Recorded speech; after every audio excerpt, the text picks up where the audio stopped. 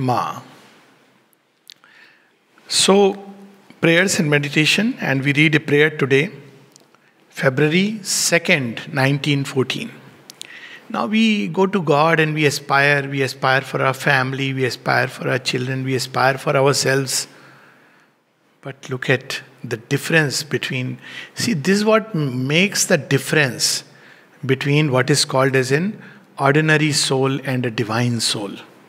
What Sri Ramakrishna used to say, Jiva Koti and Ishwar Koti. Jiva Koti asks only for oneself, even if it be freedom from ignorance. Still it is for ourselves. But Ishwar Koti asks for the whole creation. So here is this wonderful prayer, February 2nd, 1914. It's a very touching prayer. O Lord, I would be a love so living that it can fill every solitude and assuage every sorrow. What can see the two things? What is the healer? There is only one healer inside, that is love. What is suffering? All because of separation. Inconscient. There is an illusion of separation. The inconscient creates that. And what is the power that can bridge it? It is love. So she says, may I be such a love that I can fill every solitude and assuage every sorrow. People feel lonely, they feel alone. Why? Because they are missing on this most important aspect, love. Human beings suffer because of that. So they do all kinds of things, parties and this and that, because they are missing out on that aspect. But actually it is only the divine love that can fill it. And so she is wanting to be that love which can fill every solitude and assuage every sorrow. How simple, no? People expect that, they will go to a psychiatrist or a counselor when they are suffering and he'll dig out what are the problems inside and try to correct it. But look, she's giving a very direct way of intervention to open to the divine love. O Lord, I cry to thee, make me a burning brazier that consumes all suffering and transforms it into a glad light, pouring its rays into the hearts of all. So she wants to be a burning brazier of light that consumes all suffering. See, we have heard about stories of Yudhishthir staying in, hell, that if this is helping others, I will stay here. He accepts to be in hell. But in the story of Yudhishthir, he is told, okay, we were just testing you. Yudhishthir should have said, fine, but still they are being helped, I will stay here. Then there is a story of Buddha. Buddha refuses to enter into nirvana and takes a stand there. That's why Mother says Buddha is love. People don't understand it. As Maitreyi, his name is Maitreyi Buddha, Amitabh. So Maitreyi is, love. So he stands, he says, how can I enter into nirvana so long as so many are suffering? But the mother is going one step further. She says, I want to be such a burning brazier that it transforms all suffering into glad light. It consumes. We hear about Shiva's taking poison. This is called taking poison and transforming it into glad light. We know Mother would do this, and she had fallen sick almost on deathbed before the ashram started, because she was constantly drawing into herself everybody's pain and suffering. This is the way Mother acts, not by giving a technique, a method. Okay, you do this and then it's up to you, your karmas. She rushes on and takes the whole being into herself. Grant my prayer. What is the prayer? Transform me into a brazier of pure love and limitless compassion. This is, speechless. This is she, and this is in 1914.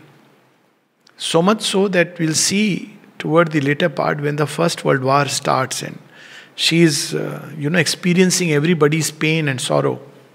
So what does she say? She says, I offer myself in the Holocaust.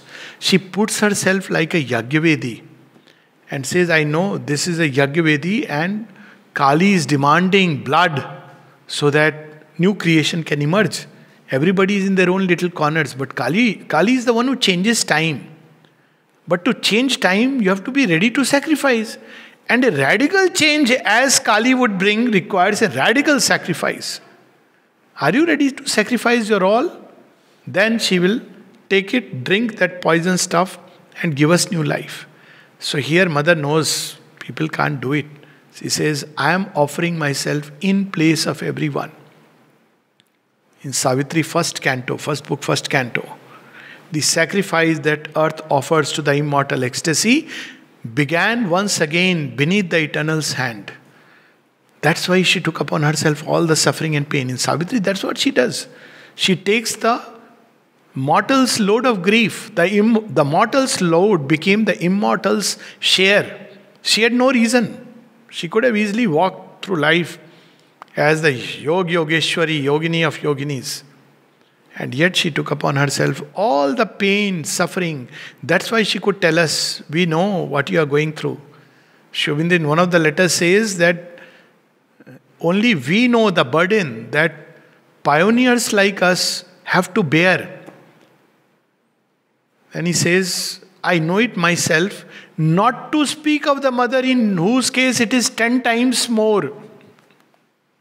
So he has taken upon himself all the suffering. He says, not to speak of the mother in whose case it is 10 times more. All the illnesses, the incomprehensions, the misunderstandings. If you read her life, but never would one see that sorrow on her face. Once he asked the Lord, Lord, what is your sorrow? What is your sorrow? And then she sees that falsehood is the sorrow of the Lord. She sees truth gets twisted. Because even falsehood derives from truth. The twist of truth is falsehood. He says, then I realized this is the sorrow of the Lord. In whole creation, truth gets twisted.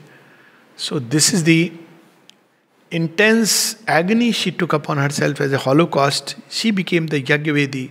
She became the Yagna. So that is the metal of which, Savitri, we have those lines, no? He who would save this world lives bare and calm. He who would save the race must bear its pain. Now is the debt paid. He drinks the poison and shows the Savior's way. And then he says, this they shall know, who obey the grandiose urge. What is the grandiose urge? They don't come for themselves. They come for creation, for earth, for humanity. They don't care whether they get liberation or mukti or this or that. But they come. But the moment they come, they are caught by the yoke they had come to lose. That's how Sri Aurobindo describes in Savitri. But then always there is a very special grace that walks with such beings. Because the divine knows that this fellow has chosen mission impossible. So the grace is also very special. So may something of this aspiration awaken within us. Otherwise all the time we go to God and are busy with our little problems, little issues. O force-compelled, fate-driven, earth-born race, O petty adventurers in an infinite world, how long shall you tread the circling tracks of mind around your little self and petty things? But few go here and there and offer themselves to the Lord. You do what you want to do in us and through us. Nothing for us and all for you. And this is the bhava in this poem, in this prayer. And I'll read, then we'll stop. February 2nd, 1914. O Lord, I would be a love so living that it can fill every solitude and assuage every sorrow. O Lord, I cry to Thee, make me a burning brazier which consumes all suffering and transforms it into a glad light, pouring its rays into the hearts of all. Grant my prayer, transform me into a brazier of pure love and limitless compassion.